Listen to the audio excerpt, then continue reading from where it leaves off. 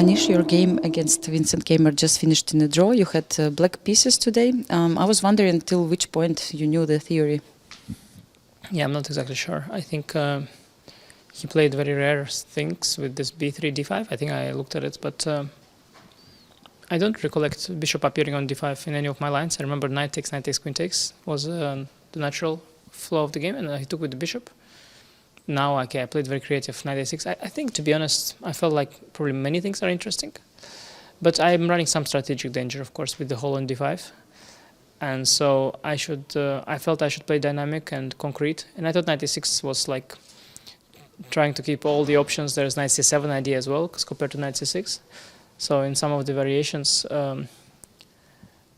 like in, for example, knight a6, if after bishop to e4, if knight h3, then I can take knight c7 and d5. So my knight, this is one advantage of having knight on a6 over c6. Well, maybe it's too creative, not sure.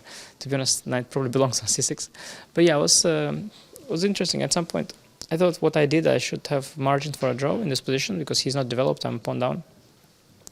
This e4 idea was actually looked quite interesting. Yeah, I mean, I'm just trying to fight for the d5 square. I'm very desperately. I mean, I think e4 is a move in many of these positions. It's also what I remember in my preparation.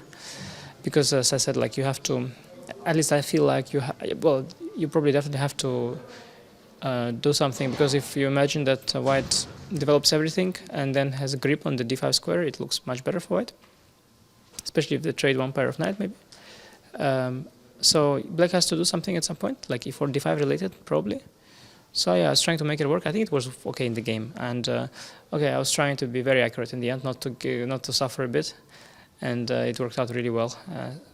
I think the d5 probably was okay, although I was planning initially bishop e6, then he has knight d4 and some slight pressure, because sometimes like when you're so equal, you don't want to suffer at all. And in the end, like I think he played a bit inaccurate. That I'm on the good side, but it's too drawish. Like this kind of endgame, rook endgames are nice for black, but now he's a pawn up compared to the usual stuff. So whenever he gets the counterplay, he'll have an extra pawn. So I don't think it was anything either, but it was just, good to be on the good side. But, not too exciting. Yeah, but, okay, one more draw. How do you feel yourself after? Now it's already 7th round is over, like 2 rounds to go. Like, what are your feelings about your play so far, and what are you fighting for now? Yeah, I mean, I think it's good. Just 2 rounds to go. The tournament will either be recovered or it will end. I think both are good scenarios for me. But of course, yeah, it was the result so far is not very good. So, but nothing you can do. Sometimes I think my opponents are really good, playing very well, and I think 2 really interesting games are still coming up. Yeah, but do you feel the lack of energy or something like this? Like what went different from Wake so far? No, I think here the tournament is shorter. The weather is a bit better, so I don't think it's the energy. I just think that when you play such great players, I think it's just going to be unpredictable. I think that's what we will see in the future. In top tournaments, you will see that it will be completely random who will be at the top and at the bottom, because I think everybody is extremely good and extremely well prepared. And I don't think anybody is better than anybody else at this point. I really don't see like why. For example, Andrej Beck was crushing like, and now he's in minus. Jan was also struggling the entire tournament, but he's also very good. And so I mean, Gukesh was doing bad in Vike and good here. So I think it's just random, to be honest. I mean, so many things depend on details, like in preparation or in some small nuances later in the game, that I don't think that it's up to one player to, even if you do everything right, it's not like you guaranteed anything, because the opponents are just very good.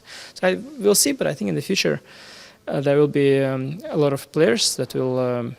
The tournaments will be more random than ever. Because back in the day, I remember we had still, at some point Magnus was #1. Then we had Fabi, Ding, Wesley had this period. I had my period sometimes, but now so many good players, and I think it's no longer easy to dominate. Yeah, and speaking about nuances today, I'm sure you paid attention to the game between Levon and Nepo, and there was this kind of strange moment that Levon claimed to draw. And so, what do you think about it? Did you witness it? Yeah, no, I mean, it was such an unpleasant psychological situation for Levon, because he thinks they're repeating moves, so he thinks the game is over, and Jan's so nasty using that to his advantage and keeping the game going. I mean, I think what we see so far, that Jan has good fighting spirit, but he's struggling. Maybe today his game looks good, but well, fighting spirit is what he's working on here. It's clear, and okay. But Ding also has fighting spirit. But other than that, I think it's going to be an interesting World Championship match. Yeah. Have you ever had such a situation with draw repetition, like moves repetition, and something then happened, or have you ever seen something like this before? I have seen. I don't recall much in my practice, but I had seen people doing like 12 of fold repetitions or something. There was this famous game between Benjamin Bock and Luc Van Willy. Then they did like 12, 20 repetitions, and then FIDE put a rule after a certain number, like 8 or now, or I don't know, 5. After 5 repetitions, I guess the arbiter has to intervene because they were just going forever, yeah. And the rule was that the arbiter cannot stop it.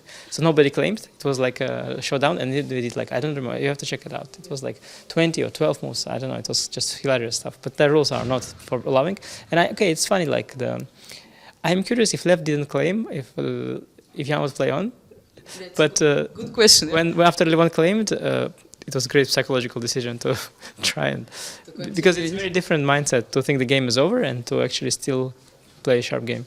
Absolutely, and today we got the news from Grand Chess Tour, and they announced the field of players, and you are one of the main participants, as I understood, in Grand Chess Tour. Are you looking forward to the events? Enormously, yeah, for sure. I think this is going to be great. After this tournament, I'll have some time to rest, and I have so many different games, and it's nice that I also play badly sometimes, because then I can see, you know, because when you play badly, like you see what you do wrong, and there's some opportunity for me to learn. And because when you only play good, you think everything is good, and then later you realize nothing is great. But yeah, I think it was good. I've had some good games, bad games, and I think I will try to learn from that. And Grand Chess Tour is going to be a great challenge. It's going to be your next event, let's say in May. Probably I play maybe I play the Champions Tour or something like that, but it will be the next big tournament that I'm, the Grand Chess Tour will be the next big thing, and also the World Championship cycle, so this Grand Swiss and World Cup. So a lot of exciting challenges, and I think it will be good after this tournament that there is some time to, reinvent myself, because before this, I can say I didn't play at all classical chess, only kids were playing.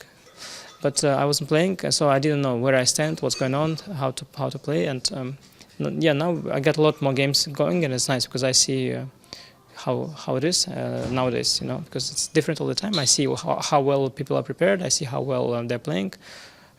So it gives me some information to work with.